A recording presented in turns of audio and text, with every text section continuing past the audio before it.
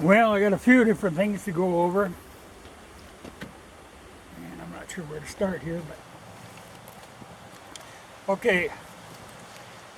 For my 45, I've been using this Bulldog holster, which works fine, but I don't like, it clips so that it rides too high. But I use it. It holds the gun and it holds a mag, so it works all right for that. But I don't usually clip it on my belt. I usually throw it in my bag. Problem with these, if you clip them on, it says Bulldog, they're a battle to get off again. It isn't that easy to do. And like I say, it carries way too high. I've got long arms, and it's very awkward to get at the gun, and it's kind of always in the way. So I don't particularly care for that. I mean, it works. It's actually a very good holster that fits a lot of different guns. But I don't like the way it rides, but I'm picky about holsters. Now for this Zastava M70, I've been using this German holster. And that's of the drop leg variety. And I got to really liking that. It fits the gun very well, and it rides comfortably. Pretty good holster, and I didn't pay very much for it. But I've been pleased with that. And like I say, it fits this gun, and again, carries another mag with it. So today I happened to be in the Fleet Farm, and I always go through the military surplus stuff. And, okay, I got the 45, I don't know if you can see it, but in one of these holsters that I'm about to show you. But I bought two of them because, usually if I find a deal, well, better two deals. But they are a complicated piece of equipment, really, really adjustable. But once you get them where you want them, they work for a lot of different models and a lot of different sight situations. So they're pretty good.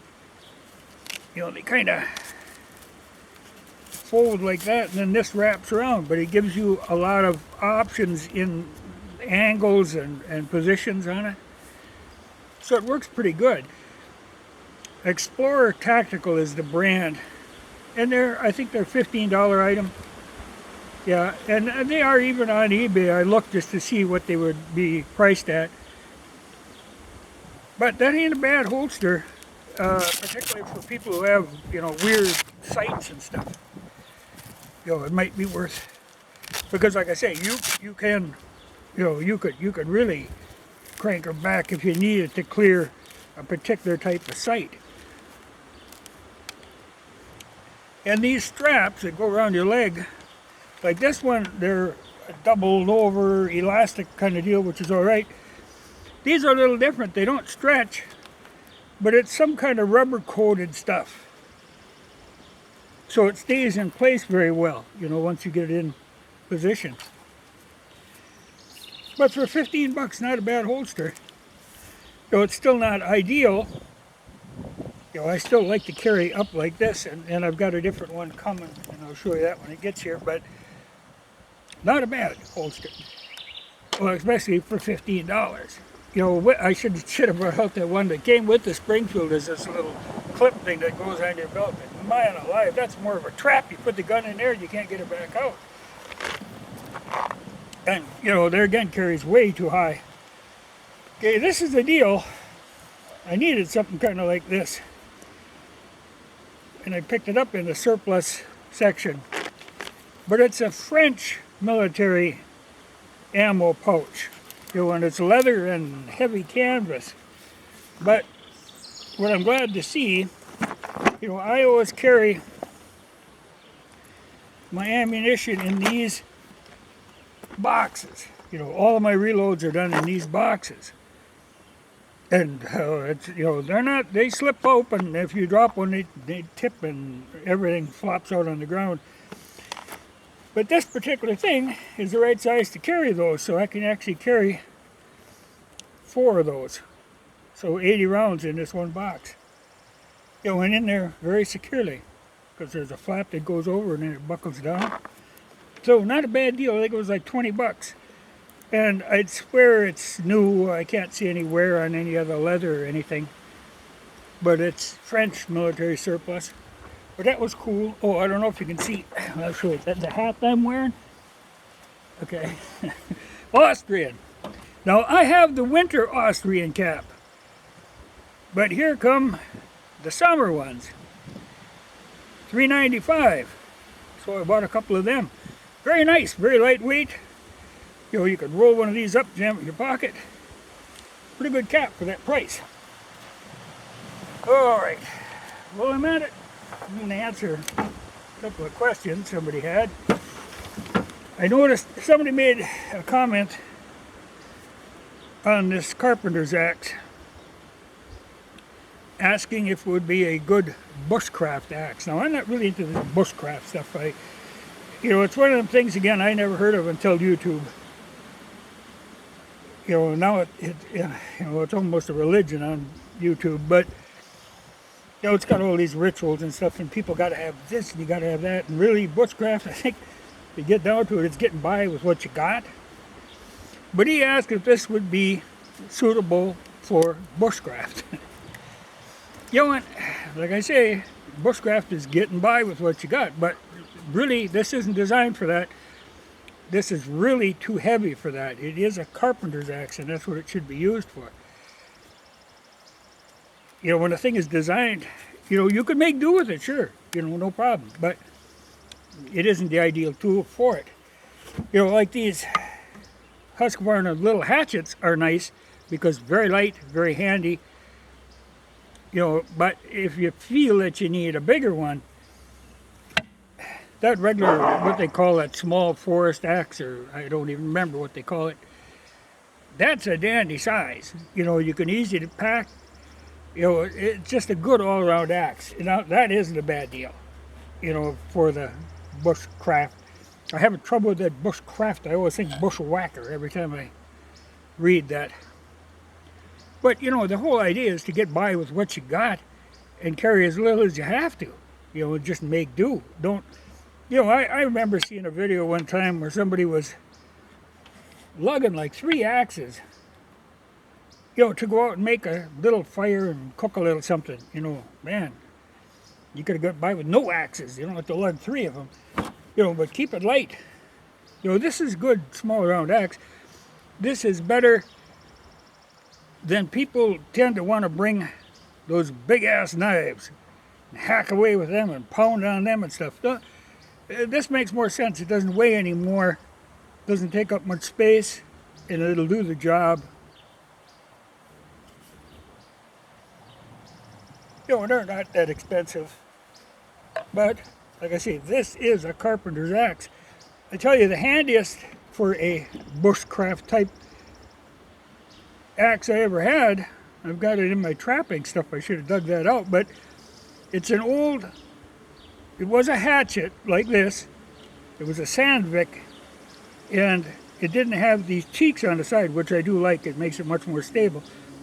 But it was a small hatchet that the handle broke, it had one of these curvy type handles, and I took an end of an axe handle from a double bed axe about this long, just a straight with a little flare on the end, put that on there, and I used that as my trapping axe, and that was a handy, all around, nice light axe.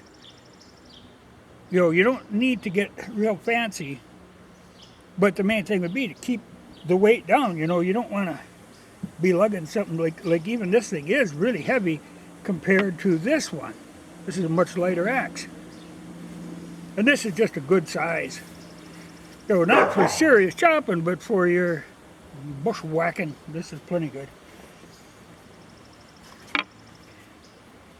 But there is a click about axe. I was surprised to see, I don't remember how many, it was like 2,000 views on that one about this axe. There's quite a thing about axes, but it seems to be the thing now. But it isn't that big a deal. There's good axes and there's poor axes. But don't go be paying huge money for an axe. You can get a decent axe cheap. That'll be well above your skill level. Well, okay. one other thing I was gonna look at. Somebody, I showed this the other day, and somebody made a mention. He had one of them, and he asked if I ever noticed. I gotta get this chain thing loose.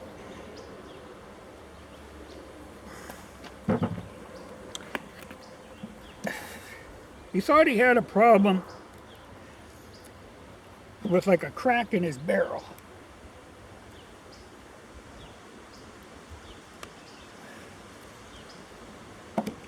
And I don't believe so. But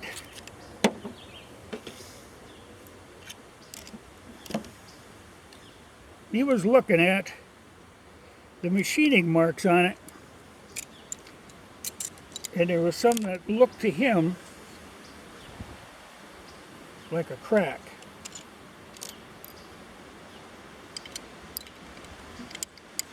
And I'm pretty sure it was just the machining marks he was looking at.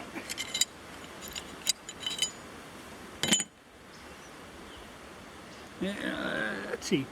But he was looking, there's these spiral marks here, and I think, because he was saying it looked like a crack where the barrel was connected to the chamber. He almost thought it looked like it was two parts. But I'd swear that's one piece. And, you know, really, if you're going to crack it, it wouldn't be there, it would be back up in here. And if it was to crack here, it would break right away. You know, there wouldn't be any fracture line and gradually break if you just let go. But I think what you're looking at, they've got rather crude machining on there. You know, they just grind her out of there. And I think that's what you're looking at. Because I can't see anything that looks like it would be two parts. You know, I think it's right here that he was looking at. Yeah, and I could almost see, but I'm sure that's machined. I'm sure that isn't. You know, you wouldn't make a barrel in two pieces and slide one into the other and hope it stays. No, I think that's just machining marks. But, you know, they have to be pretty precise as to where they land, because they got to latch into that slide. But I don't think you got a crack. I wouldn't be too concerned about it until she breaks. Then I'd maybe be a little concerned. But, you know, I've shot even the plus P ammunition in this, and I never had any problem with that. But you know that, you know, it sits in there, locks in there tight. I can't imagine that, you know, like I say, if there's any problem, it's going to break. And I really don't think that would be the place where it would break.